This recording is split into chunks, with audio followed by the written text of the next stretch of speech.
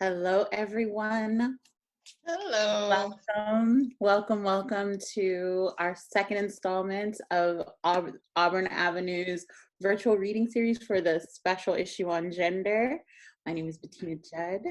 Um, I was the guest editor for this issue, and I'm really happy that we're able to do this and, put some faces to some of the words that we're seeing on these pages as content is continuing to be rolled out this month.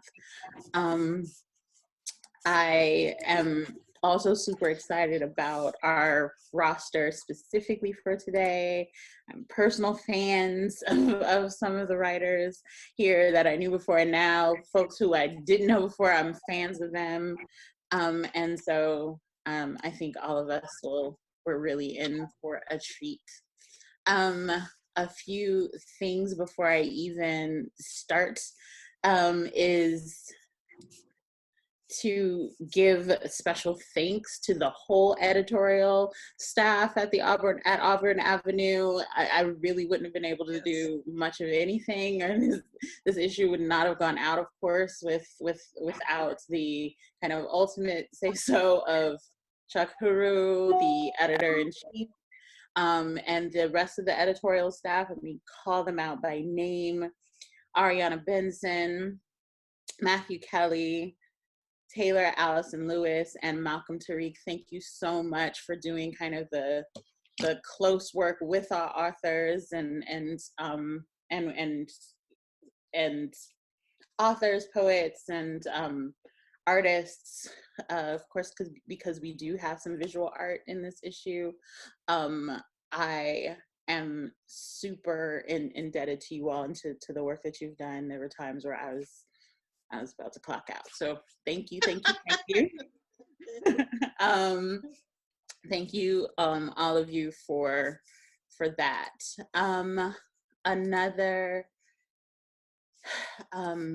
thing that I wanted to say is, of course, tune in next week for the next reading. We're going to continue the series. We have at least 2 more times of doing this, and you also kind of, can continue to see content as it's being rolled out every Monday, I believe that is when we're doing this. And so there are more interviews, more poetry, more nonfiction.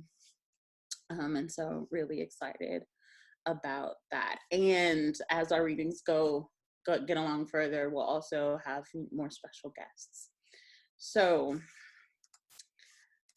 today we will be having Ms. Cheryl Boyes Taylor, Reed Gomez, Kiera Maya Gopi, and if I am mispronouncing your name, please correct me, Ramalika Imhotep, and Damani Thomas read from their work, either submitted in this issue or or if they want to read new work, particularly prescient work for this moment that we're in. Of course, this issue was designed and the call came out last summer and nobody was thinking about coronavirus. So I'm sure there's a lot of generative work happening right now for all of us. So open to that, to sharing that work. So let's start. And again, I am doing this by alphabet. And I'll be reading the bios of our readers and then giving them the virtual stage and so on and so forth. So for our first reader, I am a personal fan of Ms. Cheryl Boyes Taylor, who is a Trinidadian American poet writing in Brooklyn, New York.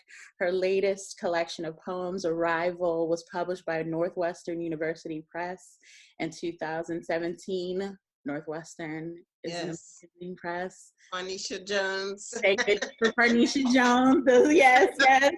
Her upcoming collection of political poems, We Are Not Wearing Helmets, will be published in 2021. So let me give the virtual stage to Ms. Cheryl Boyes Taylor. Thank you. Thank you. I'm really thrilled to be here. I have a few friends listening in, and this is exciting. So I'm going to read 3 poems, 2 short ones, and then the one from the book. This piece is called Devouring the Light, and it's for after Martin Luther King. And I went on a high school trip, a senior class trip to Alabama, and this was the time that Martin Luther King was killed. So it's called Devouring the Light, 1968, after Martin Luther King. The day they killed Martin, we could not return to New York City. Our visiting senior class stuck in Huntsville. Streets blazed with suffering in that Alabama town. In the dull shroud of mourning, the whole world went crazy, devouring whatever light that lit our half-cracked windows. And this is a piece from the new book, We Are Not Wearing Helmets, which will be out by Northwestern University Press, Tri-Quarterly Books. The second piece is called Cry. I cannot tell you when the earth shifted, or when the center of its shell broke, poisoning our water.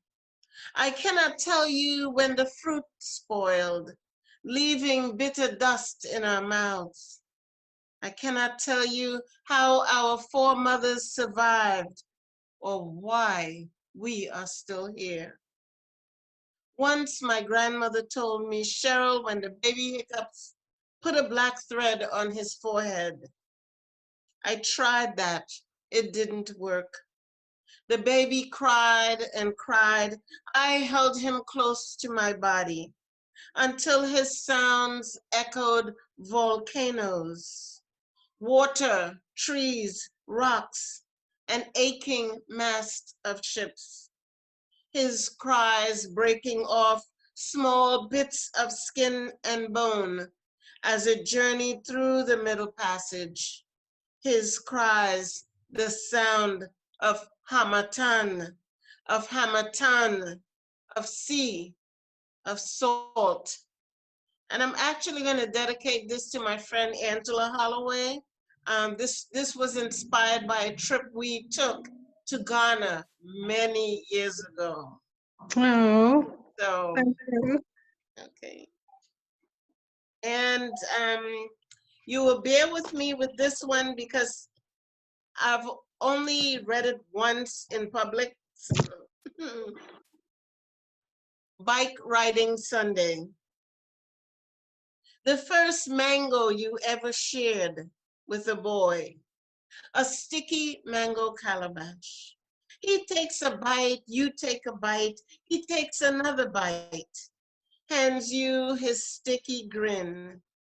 You bite, juice oozing down your chin, neck, hands, fingers. After that, you share almost everything, numbers and spelling. On Sundays, it's ackee and codfish, doubles and curry goat. You share soccer balls and a cricket bat. You shy away from the bike. It is a boy's bike, and you have been told, no girls, no warned girls don't ride bike. Girls don't ride boys' bikes. You can hurt something, grandma warns. Something what? Down there, she says roughly. Get in and take your bath. One girl, but you're like 3. On a day when the wind sounds like humming, he takes you out back, orders you to get on the bike. He holds the handrails and tells you, push. You push, almost all the breath in your body coming through your legs. Together, you head down the hill in a hail of red dust. he running by your side. You are shaking inside. Then you hear your mother. She claps and cackles loudly from the kitchen window. 10, and you feel taller than the raw wood lamppost, looming in the sun's shadow. Cheryl, you're getting older, almost older. A young lady. It's time to stop fooling around with boys. Grandma spits in a loud voice. Boys have trouble in them. Grandma spits again.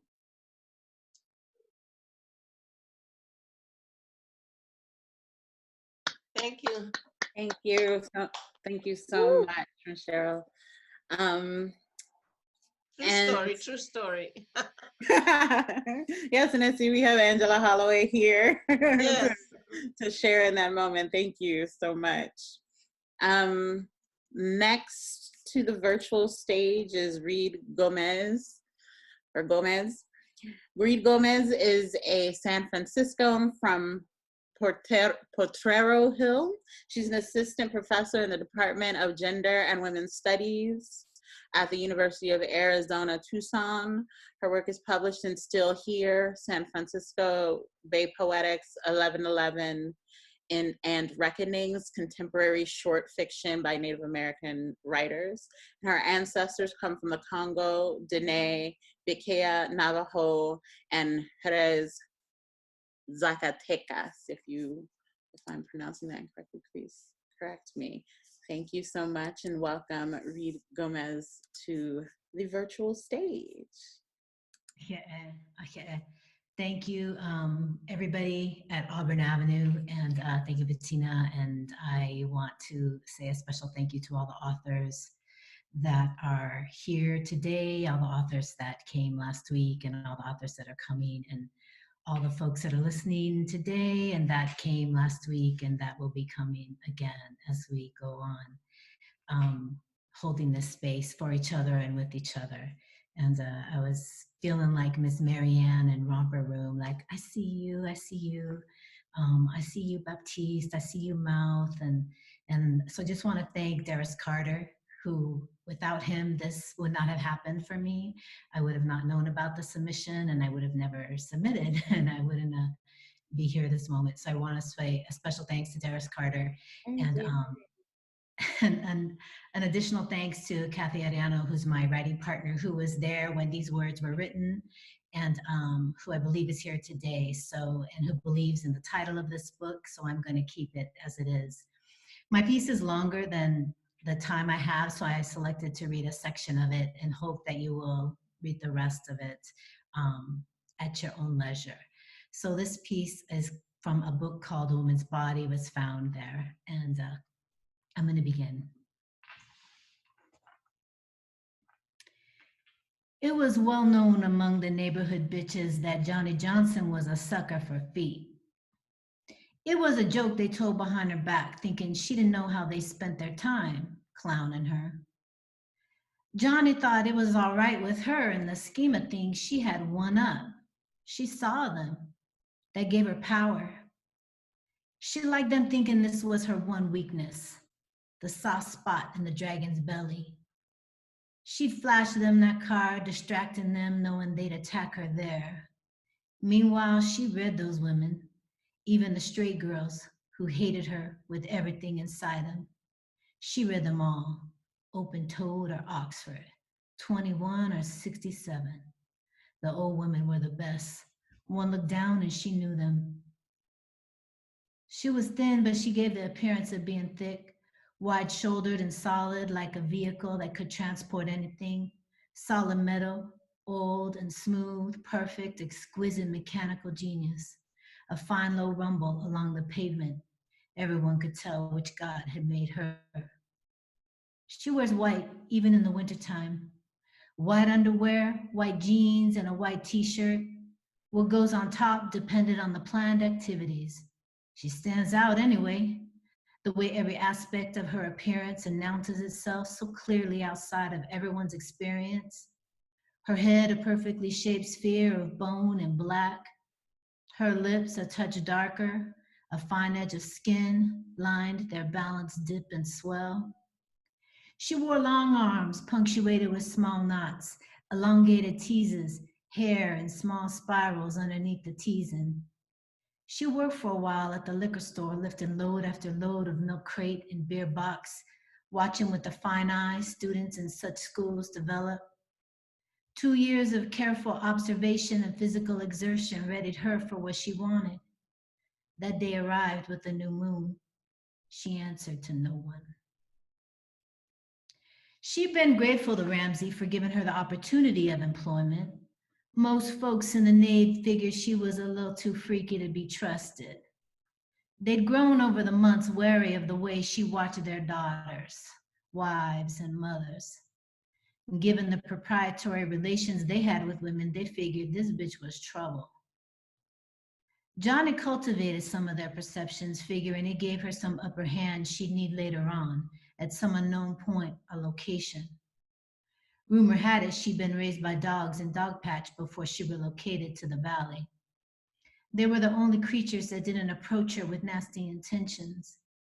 Pits and police dogs seemed to have a special way around her, a secret way of relating and connecting, and because of this, she could walk the world at night in silence.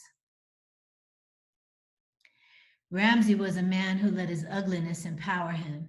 His rotten front teeth created space where he could do pretty damn what he pleased. He was tall and thin like a piece of local lumber. The kids for years had called him that, the lumberman. Johnny was attracted to this. He was a local legend, a lanky, ugly brother who turned ridicule around and shaped it into resource. His mama died before he grew into his 6 feet and 7 inches. And after that, he spent most of his time running something wrong from here to there. He never spent 1 minute hungry, in jail, or down a general.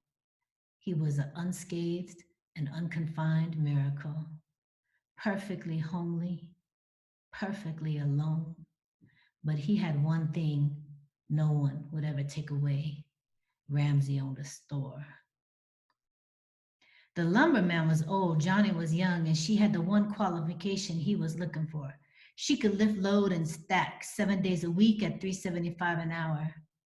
Nothing else mattered. He didn't go for looking people over, he went on feeling. His gut told him he'd get a good run out of her, and that's exactly what he did.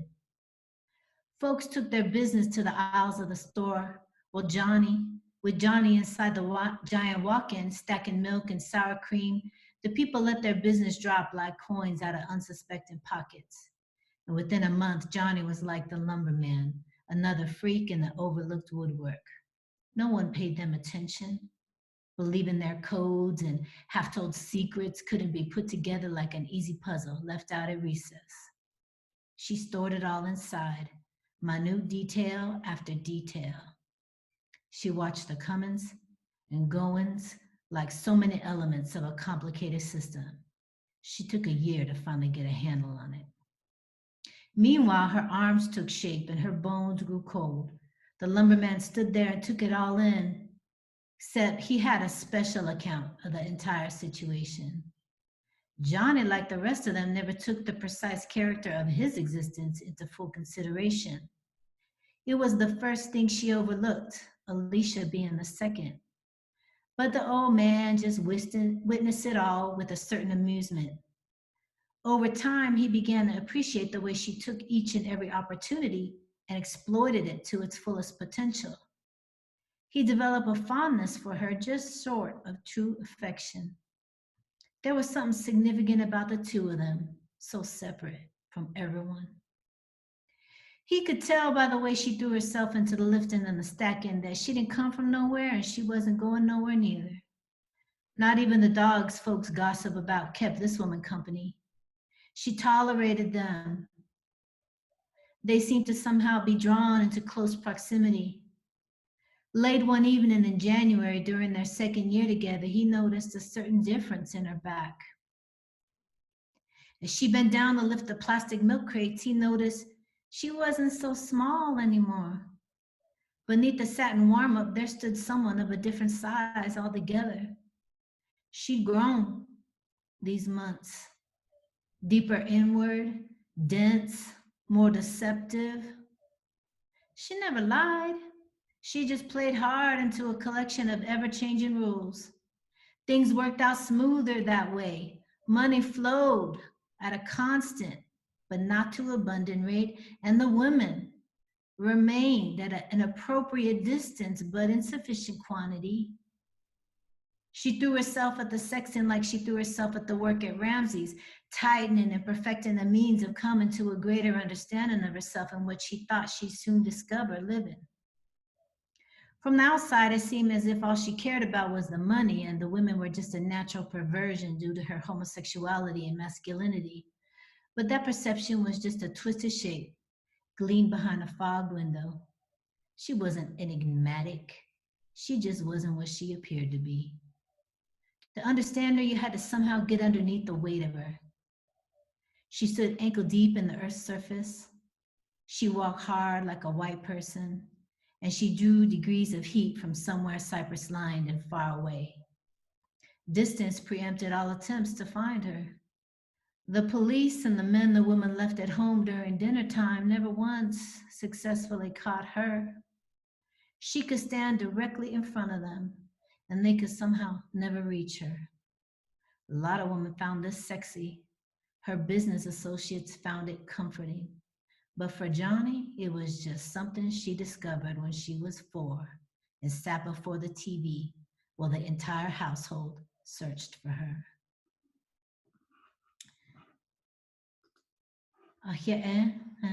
From there, Johnny meets Georgia, and then we go to Georgia. So I'll leave us there. Thank you. Thank you so much, Reed.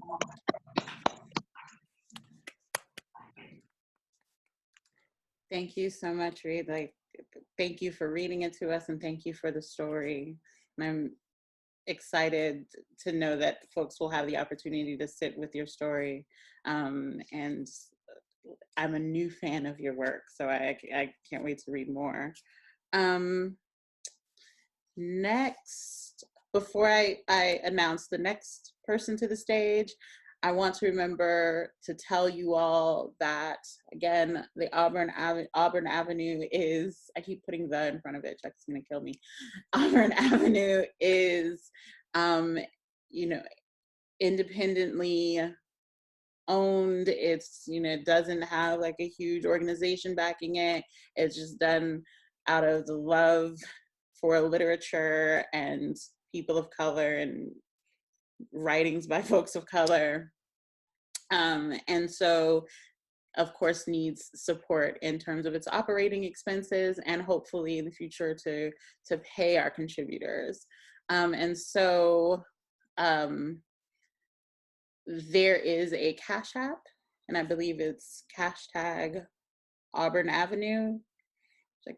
Chuck, if you can send me a message confirming that, where you all can, donate $1, $5, $500, $5,000, whatever you have to give to support this organization.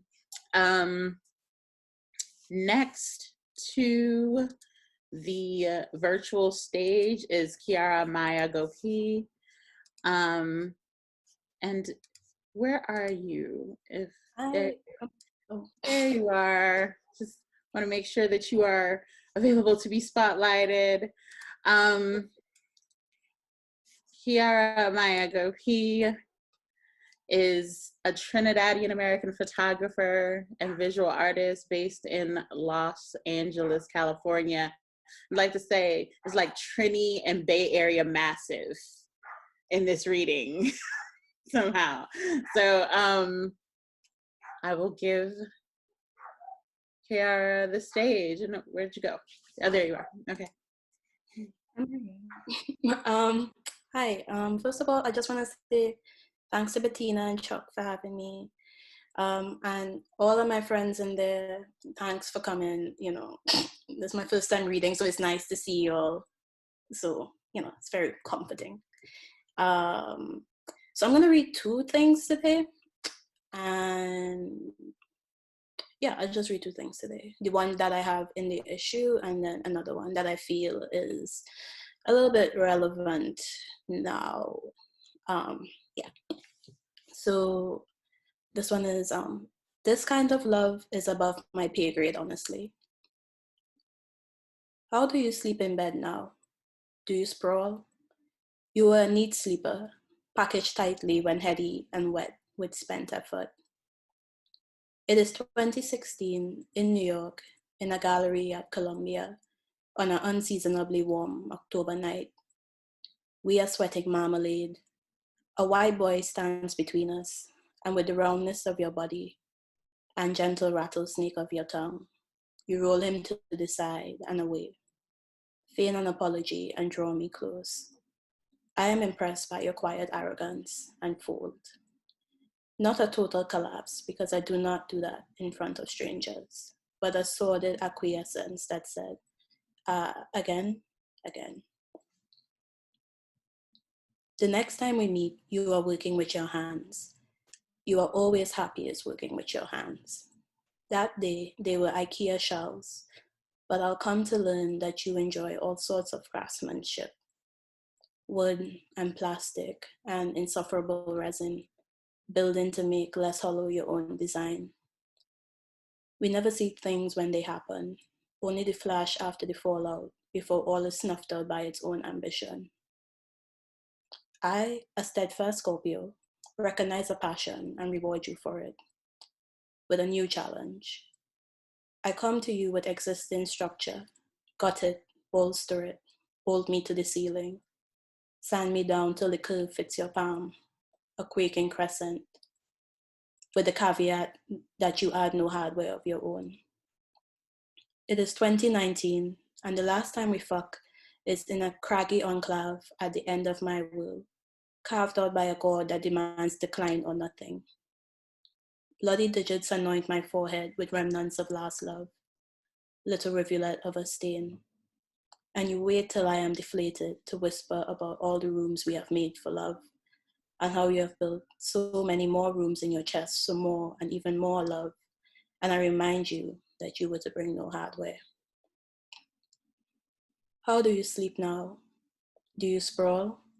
Well, I still rest like a fraction, head heavy, body light, and coiled tight like a kitchen, ready to straighten anybody out. So that's one. And then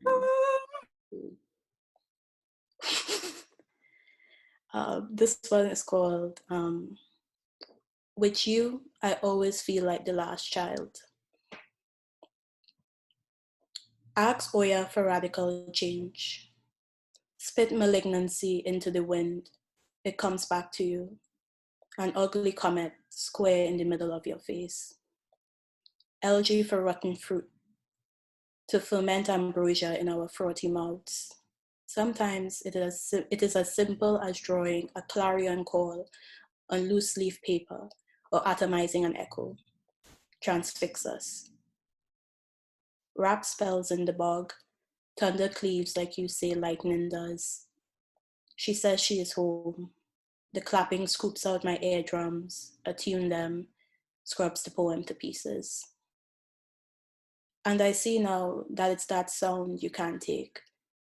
Not the murmuring floorboards, snapping of cockroach legs as they bob and shake, belly up in the wine of astonishment, a loose spirit in the clearing, snuffing the line to build a splitting mass and jam the signal. Mounting a mountain is no fool's errand, especially when it is a body you cannot name.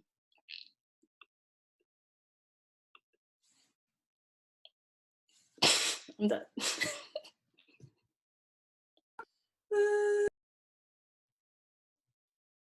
Yay.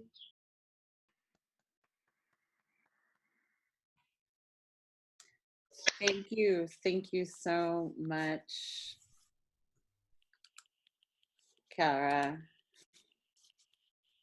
Oops, I'm having trouble over here with the. Thank you so much, Kara. Next to the stage again. This issue is found for me new favorite writers. But when I saw the submission by Ramalika Imhotep, I didn't think they were a real person. Like, this name is too incredibly regal for her to be a real person. Like, I was like, no, this isn't real. And so I'm so glad that Ramalika Imhotep is real, and so is this work. And so let me introduce you. Ramalika Imhotep is a Black feminist writer and performance artist from West Atlanta. The Swats? Yeah. Yay! Currently pursuing a doctoral degree in African diaspora studies from the University of California, Berkeley. Her work tends to the relationship between Black femininity, vernacular culture, and the performance of labor in the Dirty South. Please join me in welcoming Ramalika Imhotep. I just like saying it. Ramalika Imhotep. Word. Oh, I'm not muted anymore. Hey, y'all. I'm really happy to be here. And like these past few weeks have been feeling kind of like mud. So I'm like happy to be noticing how active I feel right now. And I'm happy to share that with y'all. Thank you to the folks at Auburn Avenue. When I first saw that Auburn Avenue was a thing, I was like, well, that's something I want to be a part of, being from Atlanta. Auburn Avenue, like the place, is like a social cultural center that definitely influences a lot of the way I think about the world. So I feel like to frame a literary arts publication around that, or an arts and culture publication around that, just really called to me, and I'm so happy to be a part of it. And thank you to our guest editor, Dr. Bettina Judd. I'm like looking at your book right now. I'm not going to be extra, but Patient had really modeled for me a mode of creative intellectual production that I'm like super into and grateful for. So thank you for that. The first thing I want to read is actually the end of a Toni Cade Bambara essay. Oh, and then shout out to my dad for my name also. And I think he's here, or was here. My father, Akbar Imhotep, who first freed himself from the confines of his name, but has still instilled in me a very deep sense of family history. And now as I've kind of refashioned and moved around parts of my name to find one that I feel whole in, has been so supportive of that. So shout out to my dad, shout out to my family, shout out to West Atlanta. Yeah, so I want to read just the end of this Toni Cade Bambara essay on the issue of roles because it feels relevant. And then I'll read one of my poems from the publication. And this is in like the anthology, The Black Woman, which is just like a master text. And I recently refound this essay, and it just has been like hitting the nail on the head.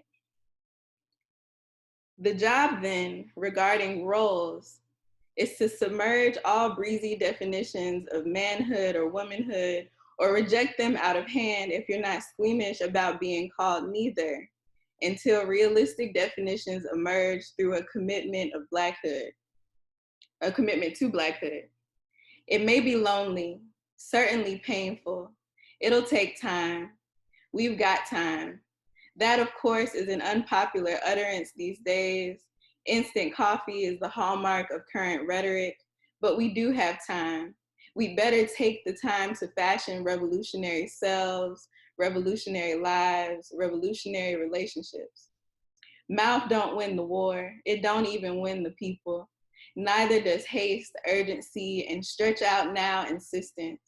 Not all speed is movement. Running off to mimeograph a fuck whitey leaflet, leaving your mate to brood is not revolutionary. Hopping a plane to rap to someone else's community while your son struggles alone with the junior scholastic assignment on the dark continent is not revolutionary. Sitting around murder mouth and incorrect niggas while your father goes upside your mother's head is not revolutionary. Mapping out a building takeover when your term paper is overdue and your scholarship is under review is not revolutionary. Talking about moving against the mafia while your nephew takes off old ladies at the subway stop is not revolutionary. If your house ain't in order, you ain't in order. It is so much easier to be out there than right here. The revolution ain't out there yet, but it is here. Should be. And arguing that instant coffee 10 minutes to midnight alibi to justify hasty-headed dealings with your mate is shit. Ain't no such animal as an instant gorilla.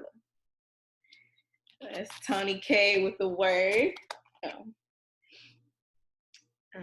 And now a poem I wrote. In this poem, Miss Graham Say, or a praise song for Janie's Pear Tree, is dedicated to a woman named Miss Queen Elizabeth Graham, who is one of my mother's sister friends and confidants, who helped to raise me, who taught me how to chant and fill up a house with spirit, who like was such a divine caretaker, and like I called her on a Facebook post like a domestic magician, and was also funny. And I like this memory of this kind of like blue humor, kind of nasty joke that she told me has stuck with me since I was small. And a poem came out of it last year when I was doing some writing, some memory writing, which has found its way into like a manuscript that I'm working on.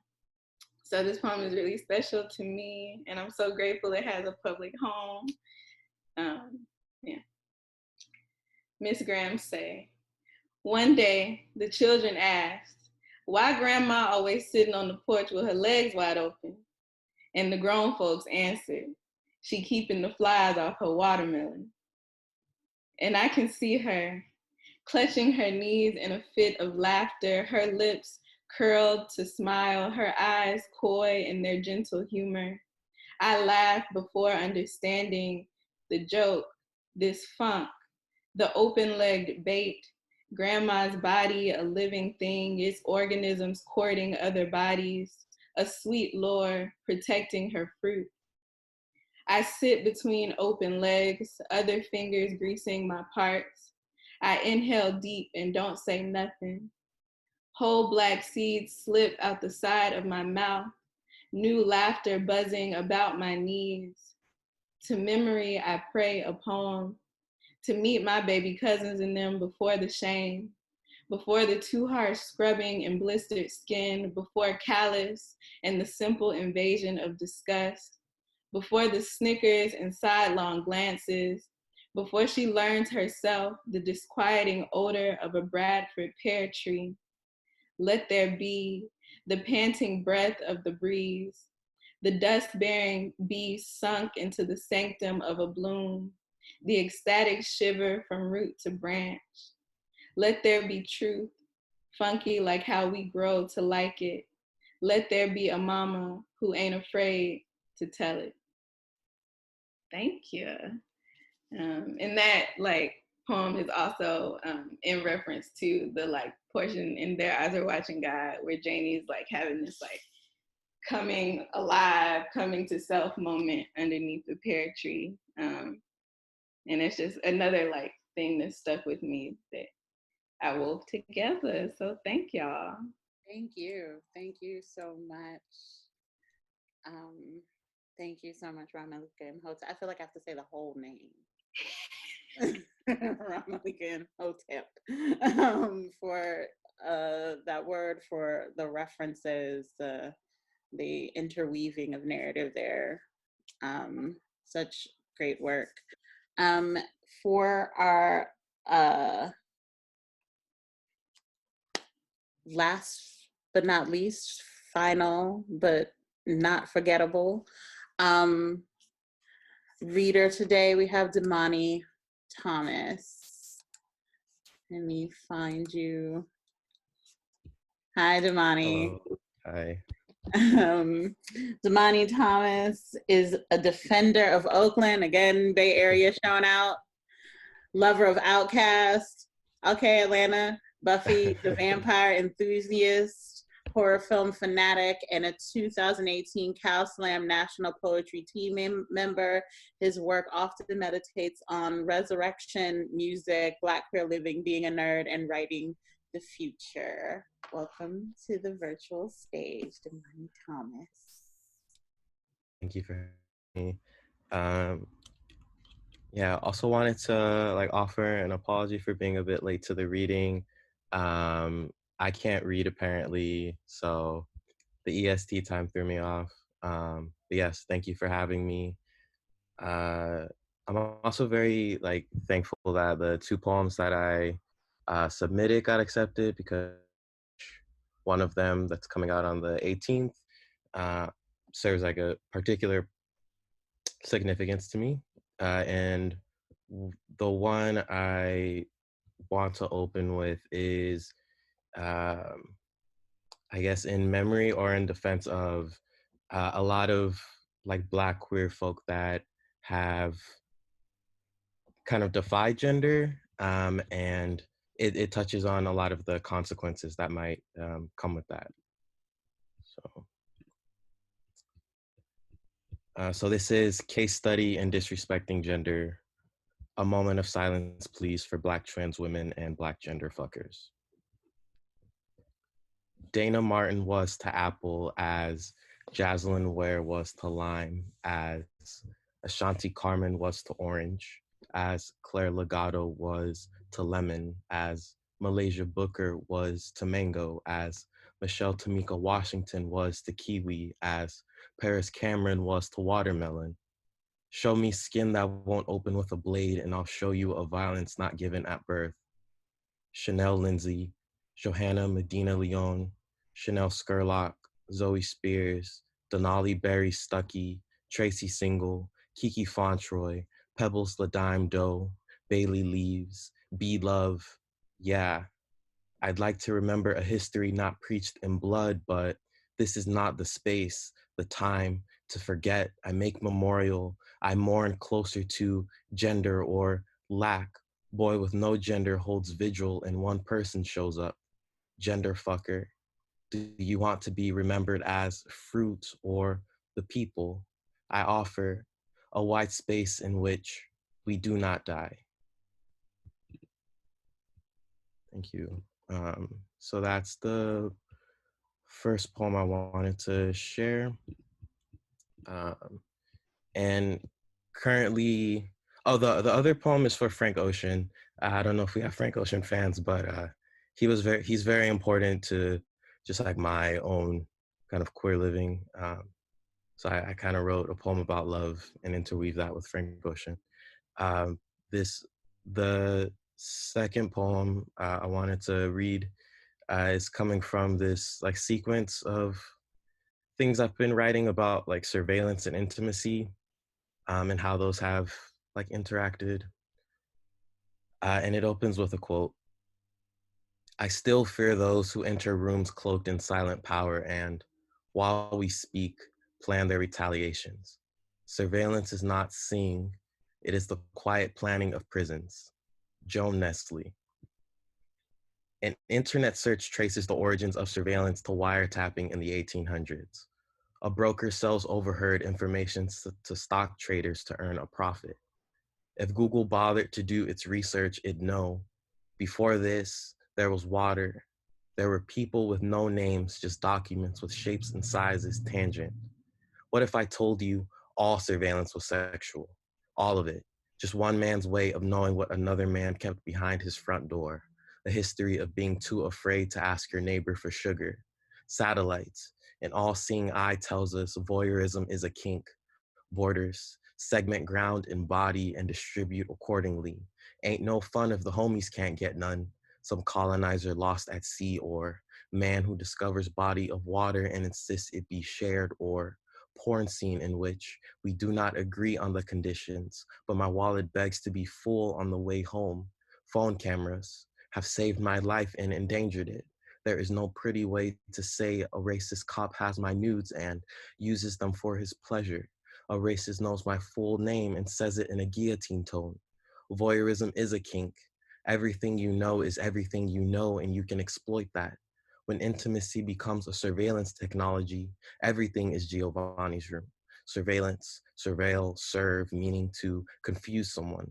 Homonym being serve, as in what purpose does this weapon have?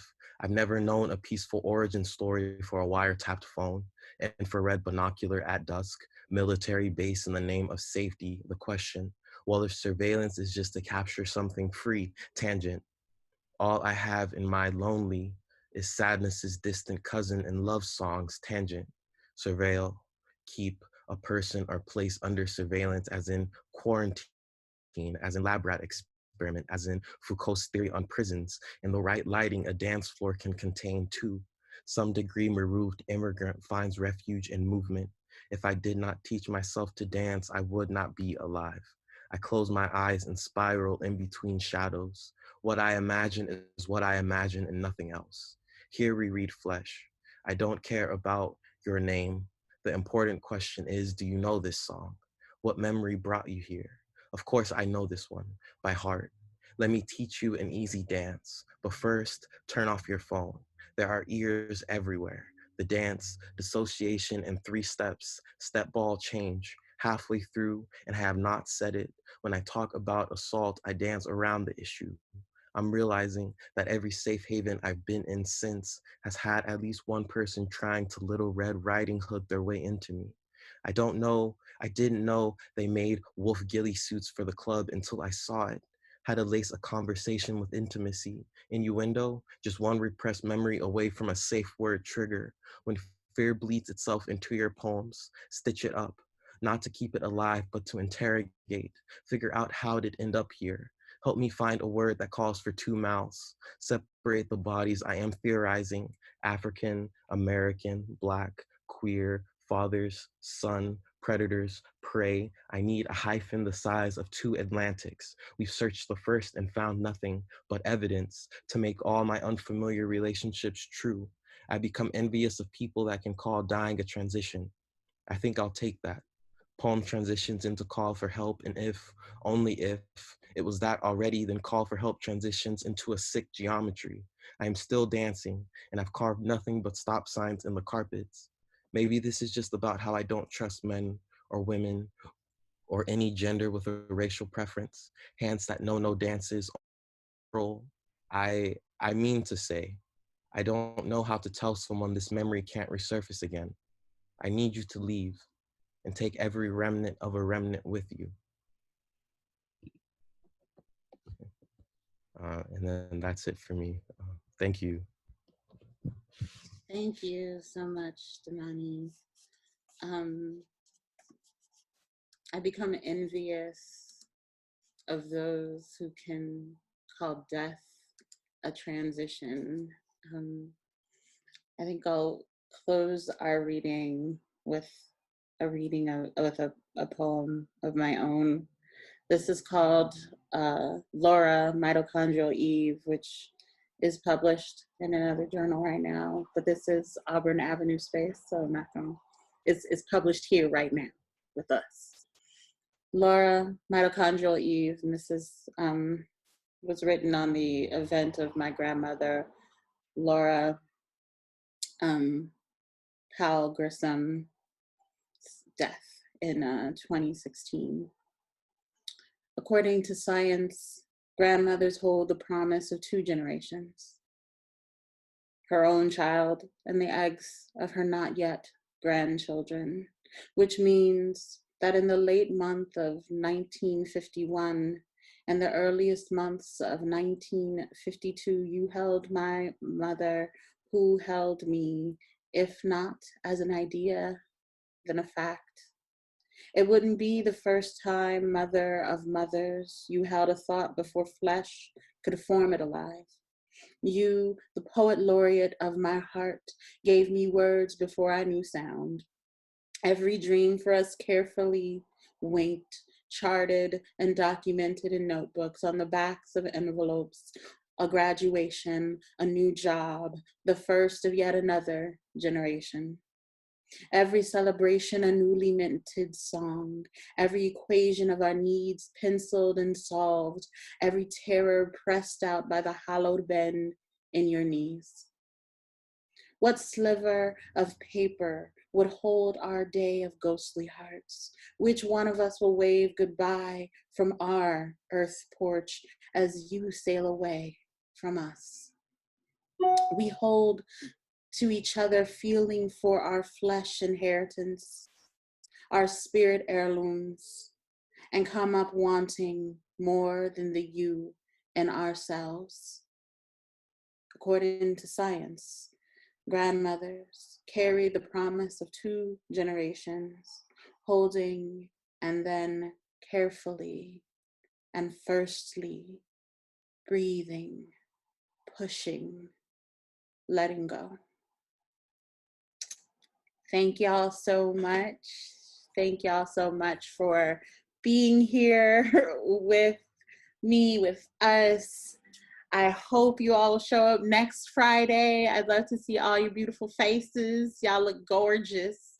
And it's like, it's so rare that I see so many gorgeous people these days, because it's just me in my house. I ain't even, it's me and my plants are the only living things. So I'd love to see you next week, next Friday, where we will have more of our writers from the gender issue this time.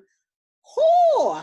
So good. Saida Agostini, Donine Davis, LaConte Dill, Anastasia Renee, and J.E. Sills. So it's going to be great, great, great. Just like this one was amazing, great, and our last week was great. It's such a good series. I hope Auburn Avenue does this after I'm gone. And I do want to reiterate, I don't work here no more. I am a guest. So don't send me poems. I mean, send me poems if you want to, but they're just for my edification at this point. But thank you so much for your work. Please continue to share your work. I'd love to stay connected with all of our readers today and all of you all in the audience. Again, the Cash App for Auburn Avenue is Cash App Auburn Avenue. If you want to donate $1, 15 cents, $15,000, please do. Thanks. Come back next week.